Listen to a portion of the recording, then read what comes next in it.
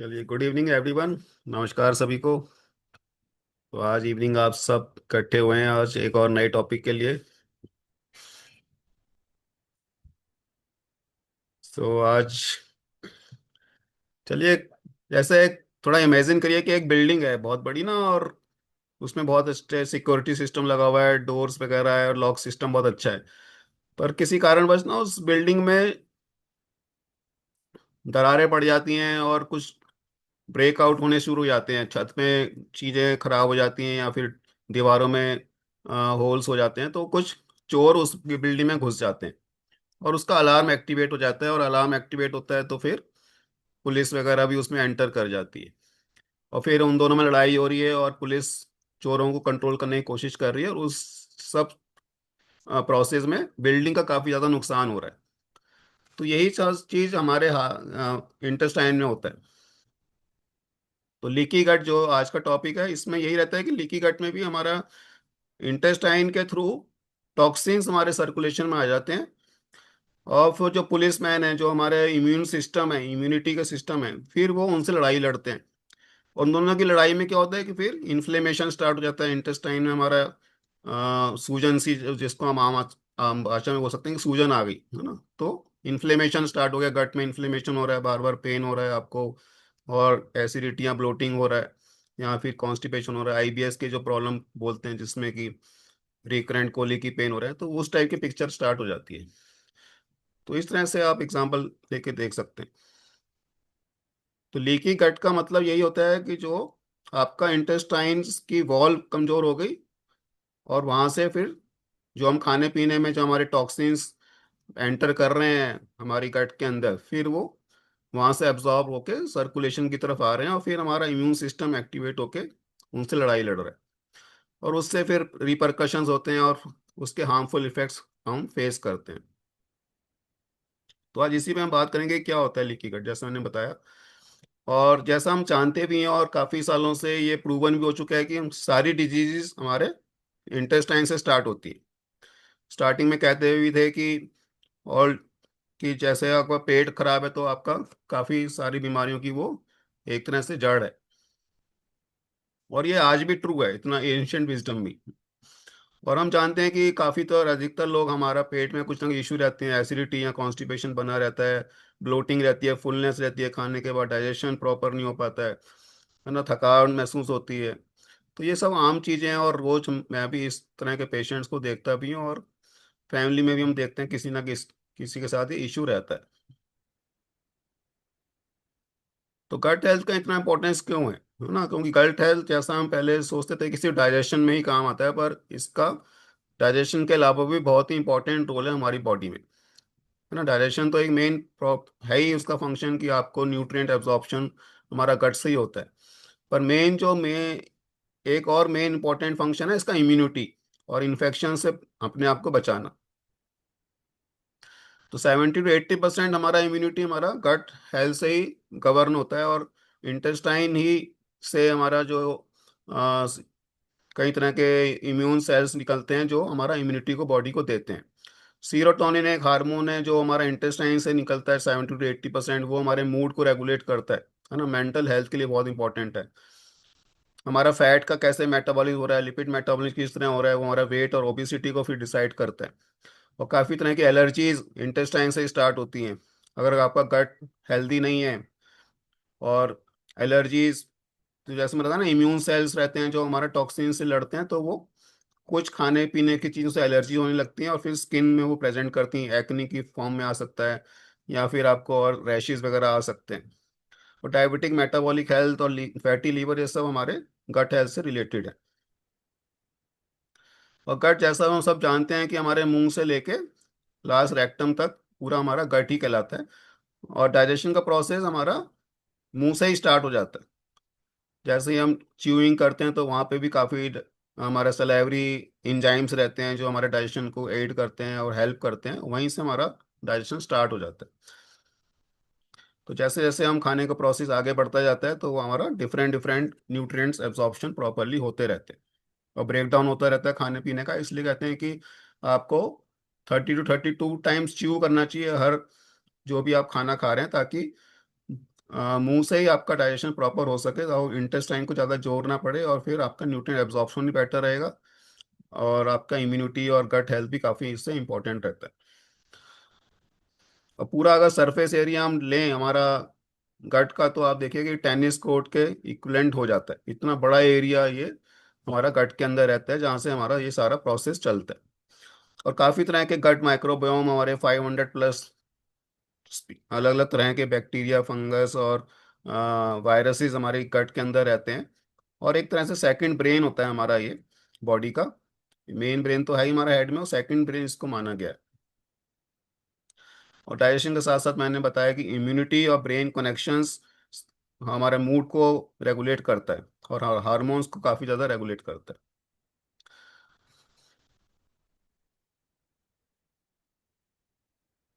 तो इंटेस्टाइन का अगर हम स्ट्रक्चर लें तो आप देखिए कि ये सेंट्रल जो लाइन है ना, इसमें इंटेस्टाइन में हमारा इस डायग्राम में देखिए कि ये टाइटली बॉन्ड रहते हैं। लेफ्ट हैंड साइड में आप देखिए कि टाइटली जंक्शंस बने हुए हैं ना इंटेस्टाइन के जो सेल्स हैं, तो टाइटली बॉन्ड रहते हैं। और जो भी हम खाना खा रहे हैं, हमारा खाने में टॉक्सिन्स भी जा रहे हैं, बैक्टीरिया वगैरह भी आ रहे हैं हमारे खाने के साथ, तो वो वहाँ से जो न्यूट्रिएंट को एब्जॉर्प्शन कर रहे हैं, और वो जो हार्मफुल केमिकल्स हैं उससे हम अपने आप को दूर रख पाते हैं। तो ये सिलेक्टिवली परमिएबल रहते हैं, और जो चीज़ें बेनिफिशियल रहती हैं उन्हीं को एब्जॉर्ब करते हैं। पर लीकी गट में क्या हो जाता है कि हमारा ये चैनल्स वीक हो जाते हैं, और वहाँ से हमारे टॉक्सिन्स सर्कुलेशन में, ब्लड में आने शुरू हो जाते हैं। और एक बार सर्कुलेशन में आने शुरू हो जाएंगे, हमारे इंटेस्टाइन के सेल्स को वो डैमेज करेंगे, तो वहाँ पे फिर इम्यून सेल्स एक्टिवेट हो जाते हैं और वहाँ पे इन्फ्लेमेशन क्रिएट करते हैं, जिससे वहाँ रेडनेस भी हो जाती है। और इसी तरह से हमारा को फिर वो पेट में दर्द वगैरह की समस्या रहती है, और टॉक्सिन्स सर्कुलेशन में आ जाएंगे तो आपको बार बार इन्फेक्शन होने का रिस्क बढ़ता जाएगा। तो इसलिए हो सकता है कि बार बार आपको थकान हो रही है, बार बार आपको खांसी जुकाम हो रहा है, बार बार पेट खराब हो रहा है। तो इसका एक कारण ये हो सकता है कि आपका गट लाइनिंग वीक है, और उसके कारण आपको बार बार इन्फेक्शन हो रहा है। तो हेल्दी बैरियर जो है वो आपका डिस्टर्ब हो जाता है। हेल्दी बैरियर में से न्यूट्रिएंट के अब्जॉर्प्शन होते हैं, हार्मफुल सब्सटेंस ब्लॉक रहते हैं, पर लीकी गट में आपके गैप ओपन हो जाते हैं, और अनडाइजेस्टेड फूड भी एब्जॉर्ब होना शुरू हो जाता है, बैक्टीरिया टॉक्सिन्स भी लीक हो जाते हैं हमारे सर्कुलेशन में। उसको हम लीकी गट बोलते हैं।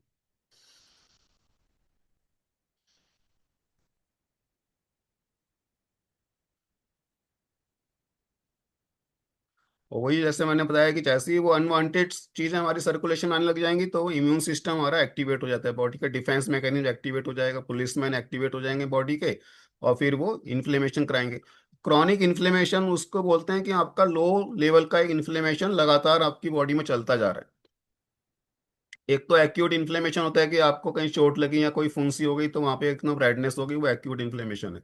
पर क्रॉनिक इन्फ्लेमेशन की थोड़ा थोड़ा टॉक्सिन्स आपकी बॉडी में जा रहे हैं, और थोड़ा थोड़ा ही आपका इम्यून सिस्टम एक्टिवेट हो रहा है, और वहाँ पे वो इन्फ्लेमेशन कर रहा है, और क्रॉन धीरे धीरे वो अंदर ही अंदर डैमेज करता जा रहा है, और आपको पता भी नहीं चल रहा। और यही एक मेजर कारण है कि आपको जॉइंट पेन, ऑस्टियोआर्थराइटिस हो रहा है, जो क्रॉनिक इन्फ्लेमेशन कारण होता है, हार्ट डिजीज आ रही है, डायबिटीज, इवन न्यूरोलॉजिकल सिम्टम्स आ रहे हैं। तो ये सारे क्रॉनिक इन्फ्लेमेशन के कारण लिंक हो रही हैं सारी बीमारियां। और लाइफस्टाइल डिसऑर्डर्स का मेन कारण ही क्रॉनिक इन्फ्लेमेशन है, फैटी लीवर, ये सब चीज़ें भी उसी के थ्रू हो रही है। तो ब्लोटिंग और गैस बन रहा है, आपका बॉवल हैबिट्स इरेगुलर हो रहे हैं, फैटिक, थकान हमेशा रहती है, कई खाने की चीज़ों से आपको एलर्जी स्टार्ट हो गई, फूड सेंसिटिविटी हो गई, आपका ब्रेन काम नहीं कर पा रहा है, फॉगिंग रहती है, डिसीजन आप ले नहीं पा रहे हैं, जॉइंट्स में बार बार पेन होने शुरू हो गया है, स्किन में आपको प्रेजेंट हो रहा है, एक्नी आ रहा है, रैशेज आ रहे हैं। तो ये सारी चीज़ें आपका एक कारण पुअर गट हेल्थ हो सकता है। तो हमारा गट का बहुत ज़्यादा इंपॉर्टेंट फंक्शन है कि हमारा ब्रेन और मूड, वेट और ओबिसिटी और स्किन हेल्थ और हमारा डायबिटीज़ और शुगर, ये सारे हमारे गट से रिलेटेड है।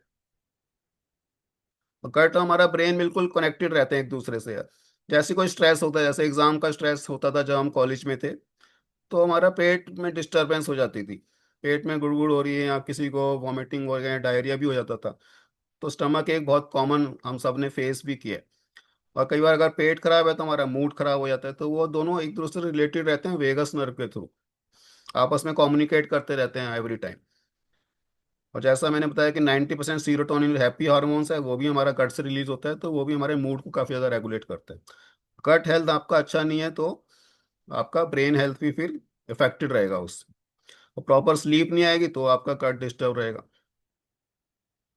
तो किन कारणों से हमारा गट हेल्थ डैमेज हो रहा है, क्यों ये लीकी गट हो जाता है? तो वही जैसे हम डिस्कस करते जा रहे हैं कि जितना भी आजकल का लाइफस्टाइल हो गया है ना, वही सारा हमारी हेल्थ के लिए नुकसानदायक है।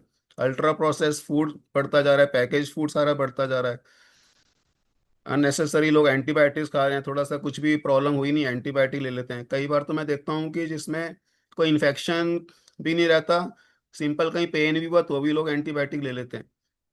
तो उससे हमारा सारा गट का माइक्रोबायोम डिस्टर्ब हो जाता है, गट हेल्थ हमारी डिस्टर्ब हो जाती है। शुगरी ड्रिंक्स जो हम बात करते हैं कि जितने भी कोल्ड ड्रिंक्स हैं और फ्रूट जूसेस हैं, रेडीमेड पैक्ड जूसेस हैं, वो सारे हमारी गट हेल्थ को डिस्टर्ब करते हैं। सारे बेकरी आइटम्स गट हेल्थ को डिटोरिएट करते हैं। क्रॉनिक स्ट्रेस बढ़ता जा रहा है, सीडेंट्री लाइफस्टाइल हो गया है, कंप्यूटर एज आ गया है, सब लोग घर बैठे ही अपना काम कर रहे हैं, स्टूडेंट्स भी मोबाइल और कंप्यूटर के थ्रू पढ़ाई कर रहे हैं, तो ओवरऑल आउटडोर एक्टिविटी कम होती जा रही है। Smoking, excess alcohol, poor sleep और बार बार इन्फेक्शन होने से गट हेल्थ भी इंप्रूव हो रहा है, और गट हेल्थ के कारण बार बार इन्फेक्शन हो रहा है, विशियस साइकिल सा बना हुआ है। तो हमारे इंडिया में भी यही है कि पैकेज बिस्किट नमकीन बहुत ज़्यादा ट्रेंड में आ चुके हैं, कहीं भी पार्टी हो, कहीं भी किसी घर जाएं तो यही सब सर्व होता है। तो उससे अपने आप को हमें थोड़ा सा चेंज लाना है। स्ट्रीट फूड का बहुत ज़्यादा ओवरलोड हो गया है, शुगर टी बहुत ज़्यादा लोग पी रहे हैं, सिटिंग बढ़ता जा रहा है। तो हमें ये सब चीज़ों को कंट्रोल करना है ताकि हम अपना गट हेल्थ को इम्प्रूव कर सकें और ओवरऑल हेल्थ को हम बेटर कर सकें। और गट के जैसे मैंने बताया था कि गट माइक्रोबायोम में 38 ट्रिलियन बैक्टीरिया हमारे गट के अंदर है। 1.5 से 2 किलो का लोड है उनका हमारे पेट के अंदर, जो हमारा पूरा डाइजेशन सिस्टम को रेगुलेट करते हैं। तो वो सारे इम्यून सिस्टम को, ये विटामिन बी और के भी वो बना रहे हैं, हमारा है ना, केमिकल्स बना रहे हैं, हमारे वेट को मैनेज कर रहे हैं। तो गट माइक्रोबायोम हमें बैलेंस करना बहुत जरूरी है। वो आपका अगर गुड और बैड का बैलेंस रहेगा तो आपका गट का फंक्शन बहुत ज़्यादा इंप्रूव रहेगा। तो कौन से फूड हमारा गट के लिए अच्छे रहते हैं, ये मैंने बताया था कि कौन से किस खाने से हमारा गट माइक्रोबायोम, हमारा गट हेल्थ पुअर होता है, खराब होता है। तो फर्मेंटेड फूड हमारी गट के लिए बहुत अच्छा होता है। फर्मेंटेड जिसमें खमीर बना रहता है ना, तो जैसे दही रहता है उस प्रोबायोटिक की तरह एक्ट करता है। प्रोबायोटिक क्या होते हैं, जो गुड बैक्टीरिया रहते हैं उनको हम प्रोबायोटिक बोलते हैं।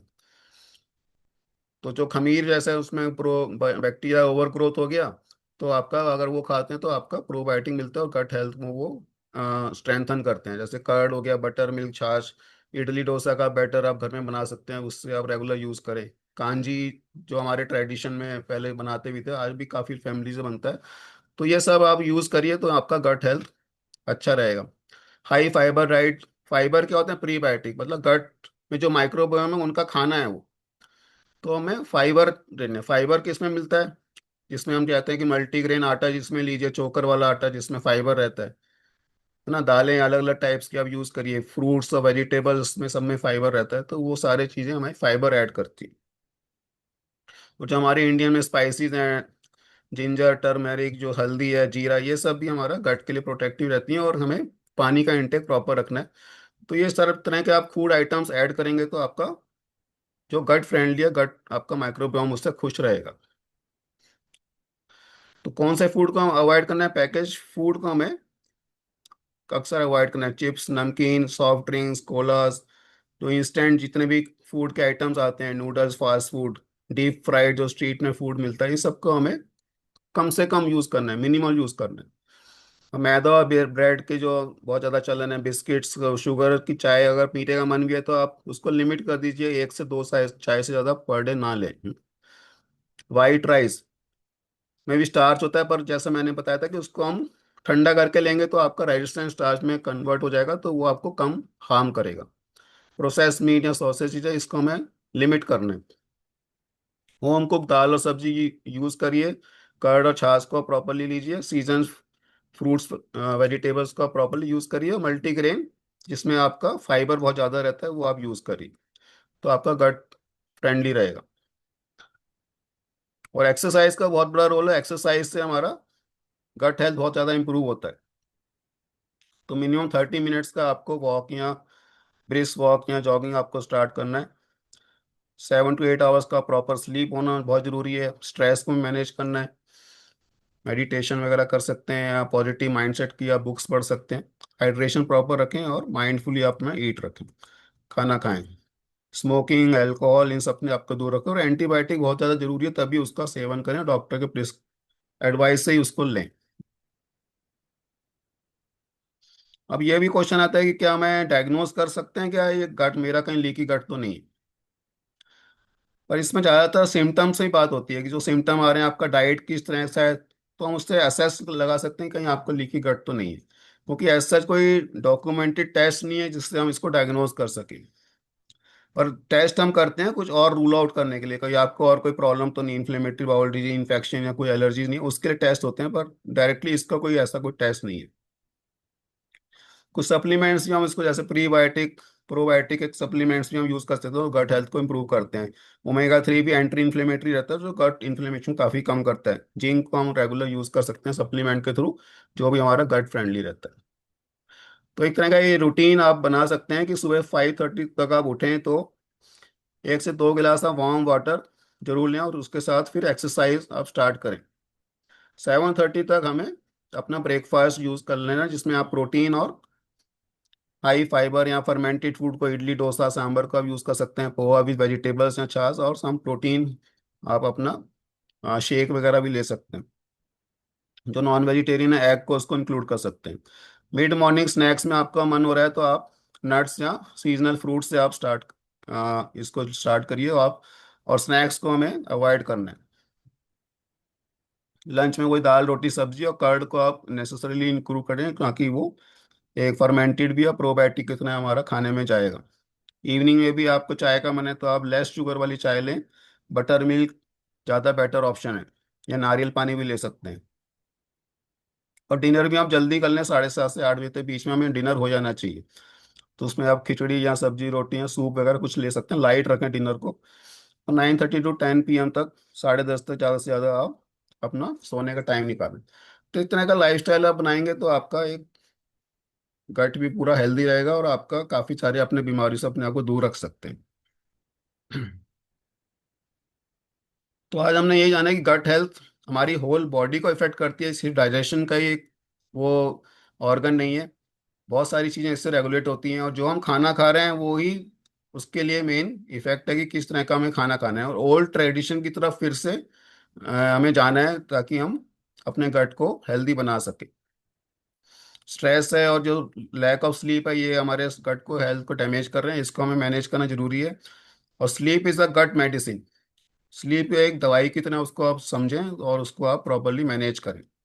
छोटी छोटी हैबिट्स में आप चेंज करेंगे तो आप अपना गट हेल्थ को इम्प्रूव कर सकते हैं, और अपने आप को बेटर बना सकते हैं। तो यही मेरा आज का मैसेज था। होप आप सबको पसंद आया होगा, और अपने गट हेल्थ पे आप जरूर इस पे वर्क करेंगे। और कोई कुछ पूछना चाहता है तो मैं उसका आंसर दे सकता हूँ। सर एक बात पूछनी थी। हाँ, बताइए। सर इसमें मिल्क कब ऐड कर सकते हैं हम, इस टाइम मॉर्निंग या नाइट में? हाँ, मिल्क आप मॉर्निंग टाइम का अच्छा रहता है, यूजली ब्रेकफास्ट के बाद आप यूजली गैप रखें तो अच्छा रहे, आधे घंटे के बाद आप लेंगे तो बेटर रहेगा। रात को नहीं? रात को ले सकते हैं, पर रात को थोड़ा अवॉइड करें। लेट नाइट मिल्क लेने से ना फिर आपका फ्लूइड इंटेक ज़्यादा रहेगा, तो टॉयलेट जाने का रिस्क रहता है। तो यहाँ तो इवनिंग टाइम में आप ले लीजिए, स्नैक्स के टाइम ना मिल्क को, तो वो बेटर ऑप्शन रहेगा। लेट नाइट मिल्क को मेरे हिसाब से आप अवॉइड करें तो ज़्यादा अच्छा है ना। ब्रेकफास्ट के आप जैसे मिल्क भी आप ब्रेकफास्ट के साथ भी काफ़ी लोग पीते हैं, और वो भी ले सकते हैं। पर यह है कि मिल्क में भी जो कैल्शियम वगैरह रहता है ना, वो खाने के कैल्शियम को हैम्पर कर देता है, एब्जॉर्प्शन को, आयरन का एब्जॉर्प्शन में हैम्पर करता है। तो थोड़ा गैप रखेंगे तो अच्छा रहेगा।